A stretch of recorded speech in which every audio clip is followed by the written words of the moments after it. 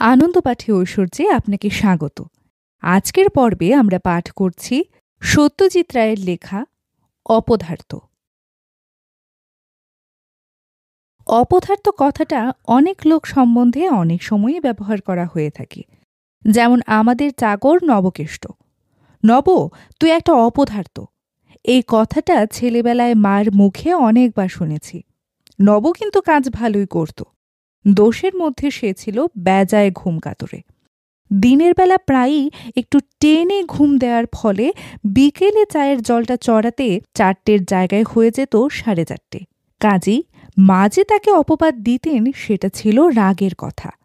কিন্তু সেজ কাকার বেলায় অপদার্থ কথাটা যেরকম লাগসই ছিল, সেরকম আর কারোর বেলায় হয়েছে বলে আমার জানা নেই।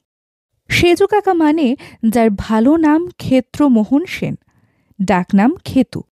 বাবারা ছিলেন 5 ভাই, বাবাই বড়, তারপর মেজ, সেজ, সোনা আর ছোট।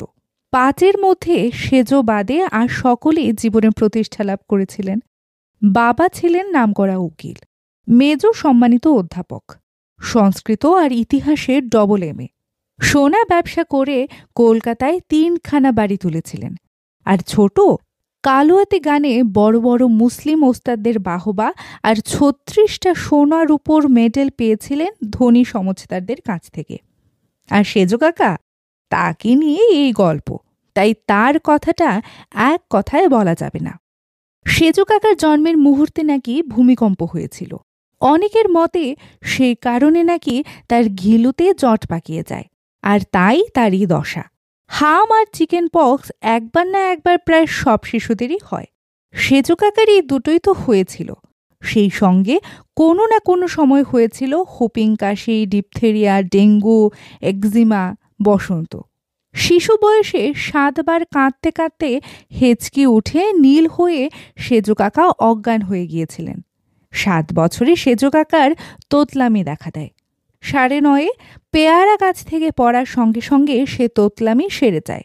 এই পতনের ফলে সেজ কাকার গোড়ালি ভেঙে যায়। ডাক্তার বিশ্বাস সেটাকে ঠিকমতো জোড়া দিতে না পারায় সেজ কাকাকে সামান্য খুঁড়িয়ে হাঁটতে হতো। এই খোঁড়ানোর জন্য তার আর খেলাধুলা সম্ভব হয়নি। হাতের টিপের অভাবে কেরাম আর মাথা খেলে না বলে তাসপাশাও হয়নি। সেজ কাকা স্কুলে ভর্তি হয়েছিলেন ঠিকই, কিন্তু পর 3 বার FA পরীক্ষায় ফেল হবার পর ওর বাবা মানে আমার ঠাকুরদা নিজেই ওর পড়াশোনা বন্ধ করে দেন। বলেন, খেতু, তুই যখন একেবারেই অপদার্থ, তখন তোর এডুকেশনের পেছনে খরচ করা মানে টাকা জলে দেয়া। তবে গলগ্রহ হয়ে থাকতে দেওয়া তো চলে না। শাক সবজি মাছ মাংস চিনে নিবি, তারপর থেকে সংসারের বাজারটা তুইই করবি। ভম্বল কাকা হলেন বাবার এক দূর সম্পর্কের ভাই। আমাদের বাড়িতে থেকেই পড়াশোনা করেছেন, মানুষ হয়েছেন। সেজ কাকা বেশ কিছুদিন বাজারে গেলেন ভম্বল কাকার সঙ্গে। তারপর একদিন, সেদিন বাড়িতে লোক খাবে। ঠাকুরদা সেজ কাকার পকেটে 2টা 10 টাকার নোট গুঁজে দিয়ে বললেন, দেখি তুই কেমন জিনিসপত্র চিনেছিস, আজ বাজারের ভার তোর উপর। সেজ কাকাকে দিয়ে বাজার আর হলো না, কারণ কাকার পাঞ্জাবির পকেটে ফোটো। নোট 2খানা বাজারে পৌঁছানোর আগেই পথে কোথায় গলে পড়েছে। এরপর থেকে কে আর কাকাকে ট্রাস্ট করবে? আমার প্রথম স্মৃতিতে সেজ কাকার বয়স 33 আর আমার 3। কালী পুজোর দিন সন্ধ্যাবেলা। ঘটনাটা মনে আছে কেন সেটা আরেকটু বললেই বোঝা যাবে। সেজ কাকা বারান্দার মেঝেতে হামাগুড়ি দিচ্ছেন, আর আমি তার পিঠে চড়ে ঘোড়া খেলছি। পাশের বাড়ি থেকে হঠাৎ একটা জ্বলন্ত উড়ন্তব্রি এসে বারান্দার তক্তপোষের উপর পড়তেই সর্বনাশ বলে সেজ কাকা শটান উঠে দাঁড়ালেন। তার ফলে আমি পিঠ থেকে ছিটকে পড়লাম শান বাঁধানো মেঝেতে। তার সঙ্গে সঙ্গে মাথা ফেটে রক্তারক্তি কাণ্ড। সেদিন অবশ্যই সেজ কাকাকে ভয়ঙ্কর সব কথা শুনতে হয়েছিল বাড়ির প্রায় সকলের কাছ থেকেই। আমার কিন্তু একটু দুঃখ হয়েছিল কাকার জন্য। কেউ তাকে গ্রাহ্য করে না, এমনকি মানুষের মধ্যেই ধরে না। তাই বয়সের সঙ্গে সঙ্গে আমার কাকার উপর একটা মায়া পড়ে গিয়েছিল। মাঝারি হাইট, মাঝারি রং, মুখে সবসময় একটা খুশি আর দুঃখ মেশানো ভাব। মনে হতো সব মানুষেরই বুদ্ধি হবে, সব মানুষই করিতকর্মা হবে, তার মানে কি? শহর ভর্তি এত লোকের মধ্যে একটা লোক যদি সেজো কাকার মতো হয়, তাতে দোষ কি? আমি তাই ফাঁক পেলে তার একতলার কোণের ঘরটায় গিয়ে সেজো কাকার সঙ্গে বসে গল্প করতাম। কদিন গিয়ে এটা বুঝেছিলাম যে সেজো কাকাকে গল্প বলতে বলে কোনো লাভ নেই, কারণ তার কোনো গল্পই শেষ পর্যন্ত মনে থাকে না। তারপর কি হলো সেজো কাকা? তারপর তারপর দাঁড়া, তারপর তারপর গলার স্বর তারপর তারপর বলতে বলতে ক্রমে দম ফোরানো হারমোনিয়ামের মতো ক্ষীণ হয়ে আসে। সেজু কাকা গল্প থেকে গুনগুন বেসুরো গানে চলে যান। শেষটায় গানও ফুরিয়ে গিয়ে কাকার মাথাটা ঘুমে ঢুলতে থাকে। বুঝতে পারি গল্পের বাকি অংশ মনে করার মেহনত কাকার পোষাচ্ছে না। তাকে সেই অবস্থায় রেখেই আমি পা টিপে টিপে ঘর থেকে বেরিয়ে আসি। সেজু কাকা আর ডাকেনও না। আমার যখন বছর 12 বয়স, তখন একদিন তাকে ঘরে গিয়ে দেখি তিনি একটা মোটা বই খুলে খুব মনোযোগ দিয়ে পড়ছেন। জিজ্ঞেস করাতে বললেন আয়ুর্বেদের বই। বললাম, ও বই পড়ে কি হবে সেজো কাকা? কাকা একটু ভেবে গম্ভীরভাবে বললেন, এটাও তো একটা ব্যারাম, তাই না? কোনটা? এই যে আমার দ্বারা কিছু হচ্ছে না, কিচ্ছু মনে থাকে না, কিচ্ছু মাথায় ঢোকে না, এটা নিশ্চয়ই একটা রোগ। কি আর বলবো? বললাম, তা তো হতেই পারে সেজু কাকা, তাহলে এর চিকিৎসা হবে না কেন? আমি বললাম, তুমি নিজেই চিকিৎসা করবে নাকি? আমি জানতাম যে সেজু কাকার এই অপদার্থতার জন্য তাকে ডাক্তার দেখানোর কথা কেউ কোনোদিনও ভাবেনি। সত্যি বলতে কি, ওর ছেলেবেলার সেই এক গাদা ব্যারামের পর আর ওর বিশেষ অসুখ টসুখ হয়নি। স্বাস্থ্য ওর মোটামুটি ভালোই ছিল।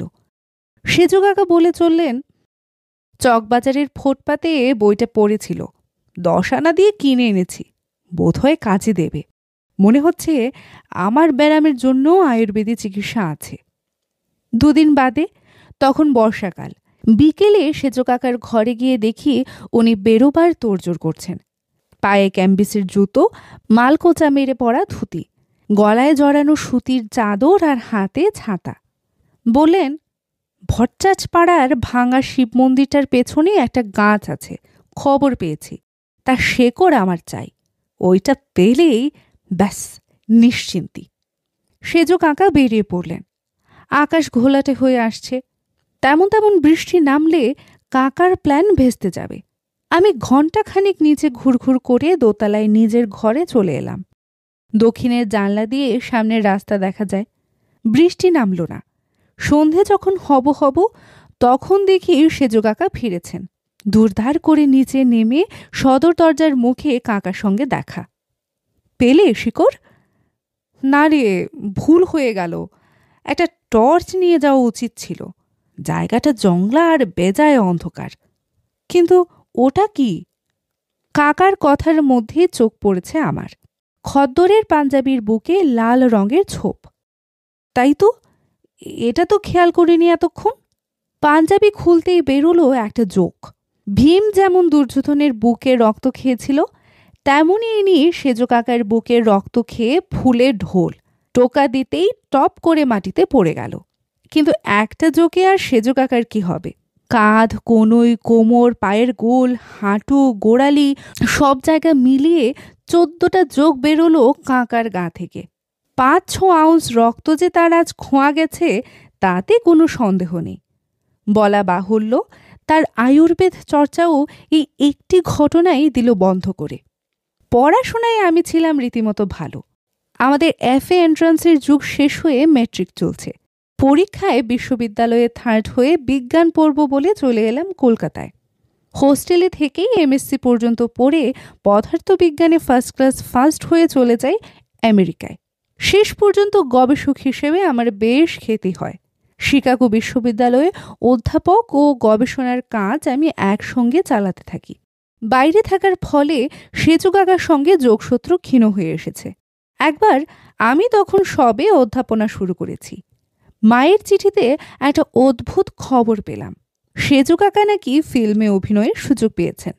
এখানে বলি যে সেজো কাকার সঙ্গে স্বামী বিবেকানন্দের চেহারার একটা সাদৃশ্য ছিল। দেহের গঠন মোটেই এক নয়। সেজো কাকা ছিলেন 5 ফুট 6 ইঞ্চ, তবে নাক চোখ মুখের সাদৃশ্য সকলের চোখেই ধরা পড়ত।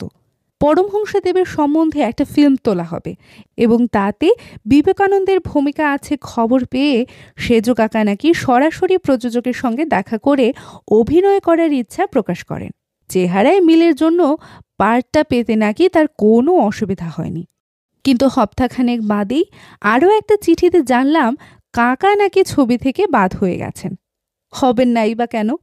ঘর বন্ধ করে প্রাণপণে পাঠ মুখস্থ করা সত্ত্বেও 1 নম্বর দৃশ্যে রামকৃষ্ণের কথার উত্তরে বিবেকানন্দের মুখ থেকে যদি 3 নম্বর দৃশ্যের উত্তর বেরিয়ে পড়ে, তাহলে আর তাকে দিয়ে কিভাবে কাজ চলে? অর্থাৎ ফিল্ম অভিনেতা হিসেবেও তিনি যে অপদার্থ সেটা সেজো কাকা প্রমাণ করে দিয়েছেন। আমার যখন 48 বছর বয়স, তখন শিকাগোতে আমার এক ছোট ভাইয়ের চিঠিতে জানি যে সেজো কাকা এক সাধু বাবার শিষ্য হয়ে কোয়েম্বাটোর চলে গেছেন। গত বছর ডিসেম্বরের গোড়ায় আমার ছোট কাকার মেয়ে কাকলির বিয়েতে আমাকে কলকাতায় আসতে হয়। সঙ্গে আমার স্ত্রী এবং 2 মেয়ে। তারা দুজনেই পুরোপুরি আমেরিকায় মানুষ। ইতিমধ্যে সেজো কাকার কোনো খবর পাইনি। তাই কলকাতায় এসে যখন শুনলাম উনি শহরেই আছেন এবং বহাল তবিয়তে আছেন, তখন স্বভাবতই তাকে একবার দেখার জন্য মনটা উৎসুক হয়ে উঠল। আমার বয়স তখন 60, তাই সোজা হিসেবে সেজো কাকার 90। আমি ধরেই নিয়েছিলাম যে ইতিমধ্যেই প্রবাসেই কাকার দেহান্ত ঘটেছে। শুনলাম ফার্ন রোডে তার ভাগ্নে অর্থাৎ আমার ছোট পিসিমার ছেলে ডাক্তার রণেশ গুপ্তের বাড়িতে এসে তিনি উঠেছেন মাস 3 হলো। আরও শুনলাম যে ধর্মকর্ম ব্যাপারটা মোটেই তার ধাতে সয়নি।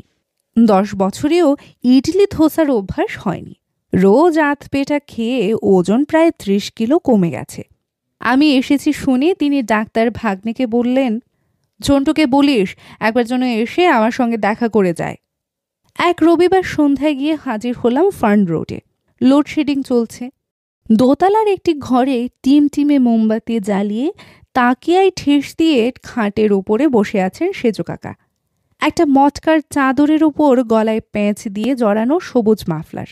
কাকাকে দেখলে চেনা যায় বটে, এবং বলতেই হবে বয়সের পক্ষে রীতিমতো মজবুত চেহারা। মাথার সব চুল পাকা ঠিকই, কিন্তু এখনও যে চুল আছে সেটাই বড় কথা। আমাকে দেখে হাসিতে মুখ ফাঁক হওয়াতে অরিজিনাল দাঁতও চোখে পড়ল ডজনখানেক।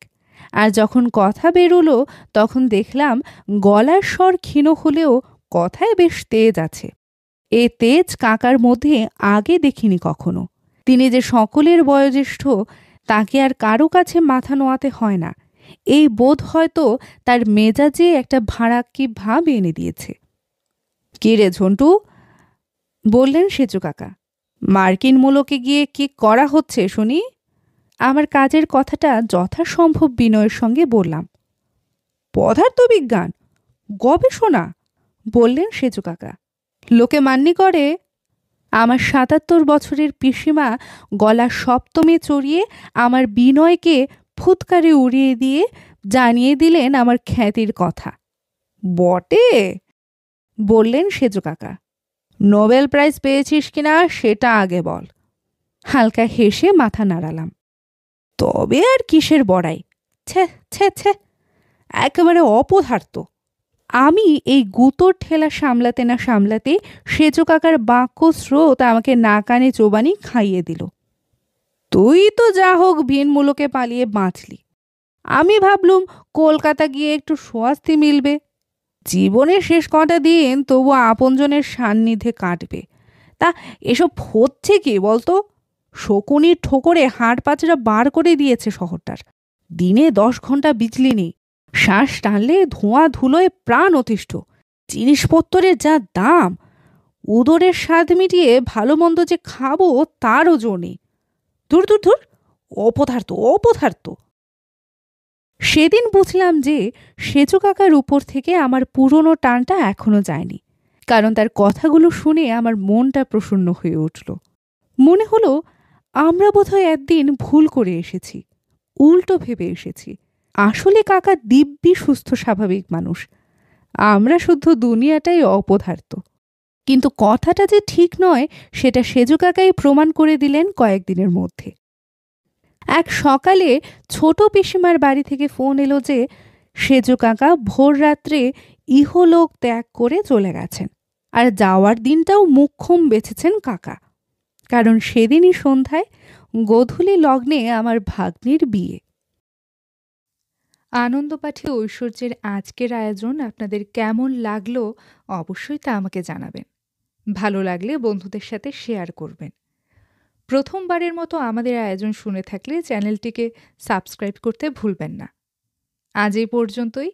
সবাই ভালো থাকবেন, সুস্থ থাকবেন, আশেপাশের সবাইকে ভালো রাখবেন।